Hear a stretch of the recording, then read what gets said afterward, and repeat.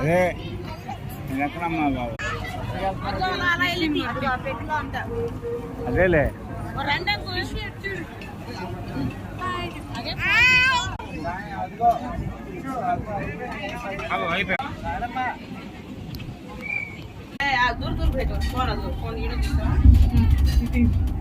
చూడండి.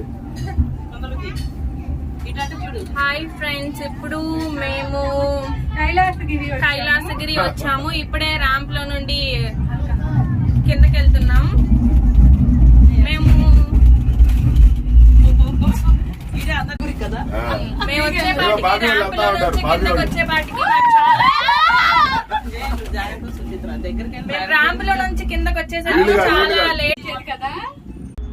కిందకి వెళ్తున్నాం కానీ బాగా